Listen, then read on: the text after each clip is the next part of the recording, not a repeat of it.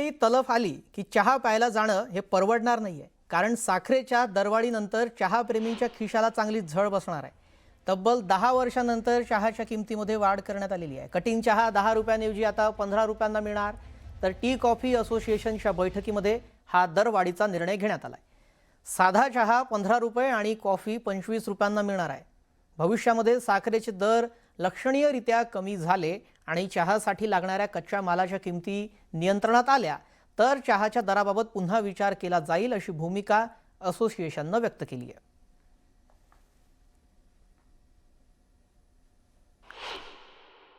साखराचे भाव वाढले आहेत, गॅसचे भाव वाढले आहेत, दुधाचे वाढले आहेत आणि गोरगरिबांना खिशाला परवडणार नाही असा चहा राहिला नाही. त्यामुळे चहाचा भाव वाढवला लागतो. किती वाजता? 10-15. सुपरचा भाव 15, चहाचा भाव 10. साखर किती मिळाली? साखर 72 रुपयाने मिळाली. दुधाचा भाव बी वाढलेला आहे, 70 रुपये झालेला आहे. चहा प्यावा का नाही हीच कळानं गेले. मुळामध्ये 5 रुपयाला चहा होता, आता 10 रुपये 15 रुपये. मग चहा प्यावा का नाही माणसानं? कशावर वाढला म्हणतो? आता साखर वाढली, गॅस वाढला, सगळंच वाढले, त्याच्यामुळे आता चहाचे भाव वाढले म्हणाले. आता रोज 15 चहा पित असतो, आता 4-5 चहा प्यायची वारी आली. ऑगस्ट महिन्यामध्ये केंद्र सरकारने 22 लाख टनाचा कोटा जाहीर केला. 22 लाख टनाची साखर आम्ही कारखान्यामार्फत विक्री करण्यात आलेली आहे. त्यामुळे साखरेची विक्री झालेली आहे. 8 दिवसामध्ये एकदम 10-12 रुपयाचा पर किलो दर वाढणं, मला असं वाटतं हे षडयंत्र आहे का काय, ह्याची चौकशी केंद्र सरकारने करावी. गैरप्रकाराप्रमाणे साठेबाजी कुणी ह्या साखरेची केलेली आहे का, त्याची चौकशी करावी. आणि एकतर ह्या वाढलेल्या दराचा फायदा आजच्या परिस्थितीला शेतकऱ्यांना पण नाहीये आणि कारखान्यांना पण नाही. मग आता मोदी सांगतील चहा पिऊ नका, अमित शहा सांगतील चहा पिऊ नका, काही करू शकतात. ते चहा सोडा सांगतील ना. चहा हे गुलामीचं लक्षण आहे सांगतील. चहा पिणं हा देशद्रोह आहे बोलतील. पार्लमेंटला सुद्धा चहा बंद करतील लवकर असते. चहा प्यायचा नाही, देशद्रोह आहे. ते करू शकतात तसं. चहा मागला, चहा पिऊ नका बरं का. आम्ही रात्री काय प्यायचं ते पिऊ, पण जनतेने चहा प्यायचा नाही, अशा प्रकारचा एखादा अध्यादेश येऊ शकतो. मुळामध्ये संजय राऊत कुठे चहा पितात? संजय राऊत ट्रायडनमध्ये चहा पितात, संजय राऊत ओबेरायमध्ये चहा पितात, संजय राऊत तिथं सांताक्रूजला कुठलं ग्रँड हयात तिथे जाऊन चहा पित आहेत. त्यामुळे संजय राऊतांना चहाची किंमत कळणार नाही, कारण 5 स्टारमध्ये बसून, ग्रँड हयातमध्ये बसून 500 रुपयाचा चहा ढोसायची सवय संजय राऊतांना आहे. मुळामध्ये साखरेचे भाव वाढलेत, परंतु पंतप्रधान नरेंद्र मोदीजी या सगळ्या प्रकरणावर लक्ष ठेवून आहेत. तातडीनं साखरेचे भाव कमी झाले पाहिजे यासाठी देखील प्रयत्न केले जात आहेत. सरकार साखरेचे भाव नियंत्रणात आणण्यासाठी पूर्ण प्रयत्न करते. सरकारला सहकार्य केलं पाहिजे. तर साखरेचे दर वाढल्यामुळे माजी खासदार राजू शेट्टी आक्रमक झाले आहेत. वाढलेल्या दरामागे मोठा घोटाळा असल्याचा गंभीर आरोप माजी खासदार राजू शेट्टी यांनी केला. जुन्नरमध्ये आयोजित शेतकरी मेळाव्यामध्ये बोलताना त्यांनी कारखानदारांचे चेअरमन, नातेवाईक आणि संबंधित लोकच साखरेचे व्यापारी झाल्याचा दावा केला. या साखरेची शेजारच्या देशामध्ये तस्करी झाली की देशातच साठेबाजी झाली, याचाही सरकारने शोध घ्यावा, असं आवाहन राजू शेट्टींनी केलंय.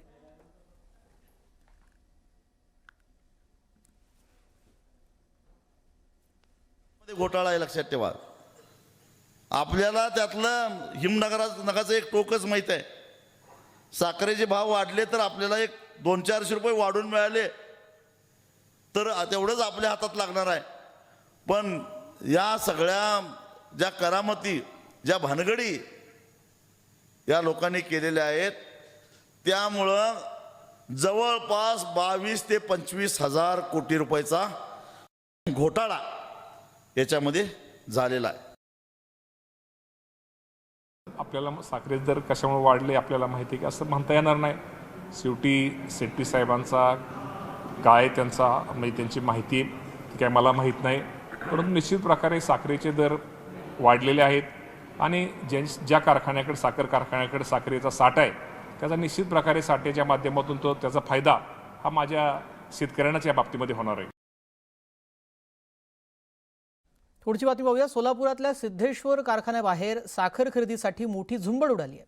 कारखान्याच्या सभासद शेतकऱ्यांनी कारखान्याबाहेर खरेदीसाठी मोठी गर्दी केली होती. सिद्धेश्वर साखर कारखान्याकडून एका सभासद शेतकऱ्याला 50 किलो साखर देण्यात येते. साखरेचे दर वाढल्यामुळे काही काळ साखर वाटप बंद ठेवण्यात आलेलं होतं. मात्र अचानक साखर वाटप सुरू झाल्याची माहिती मिळाली आणि ही माहिती मिळताच जिल्ह्यातील शेतकऱ्यांनी कारखाना परिसरात मोठ्या संख्येनं गर्दी केली.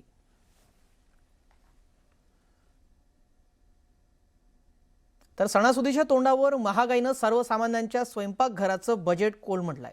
साखर, गूळ, तांदूळ आणि डाळीच्या दरांनी उसळी घेतली आहे.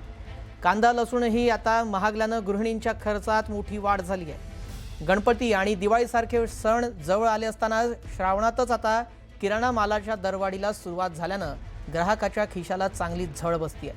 उन्हाळी कांद्याचा हंगाम अंतिम टप्प्यात आल्यानं कांद्याचे दरही वाढले. बाजार समितीमध्ये कांदा 30 ते 40 रुपये तर किरकोळ बाजारामध्ये 50 ते 55 रुपये किलो विकला जातोय. तर लसणाचा किरकोळ दर 150 ते 320 रुपये किलो जाऊन पोहोचलाय.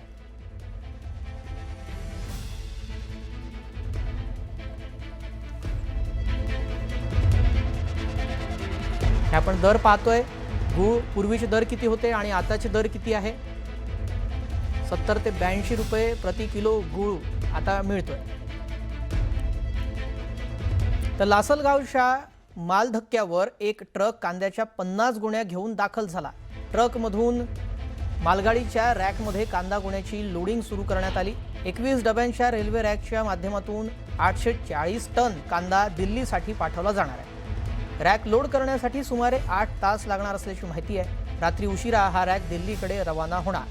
कांद्याचे वाढते दर लक्षात घेऊन नाफेडनं खरेदी केलेला कांदा देशाच्या इतर भागामध्ये पाठवण्यात येणार आहे. लासलगाव इथून दिल्लीकडे कांदा पाठवण्यास सुरुवात होणार आहे. मी आता उभा आहे लासलगावच्या माल धक्क्यावर. आपण बघू शकतात का ही जी 21 डब्याची रेल्वे रॅक आहे, या रॅकमध्ये नाफेड आणि एनसीसीने जो शेतकऱ्यांकडून कांदा खरेदी केला होता तो या रॅकमध्ये भरून तो पाठवला जाणार आहे. एक ट्रक हा जो आहे तो कांदा घेऊन आलेला आहे. हा कांदा जो आहे तो नाफेडच्या गोडाऊनमध्ये साठवून ठेवलेला होता, एनसीसीच्या गोडाऊनमध्ये साठवून ठेवलेला होता आणि आता 50 गोण्या घेऊन हा ट्रक माल धक्क्यावर आलेला आहे. प्रत्येक गोणीमध्ये 40 किलो कांदा आहे.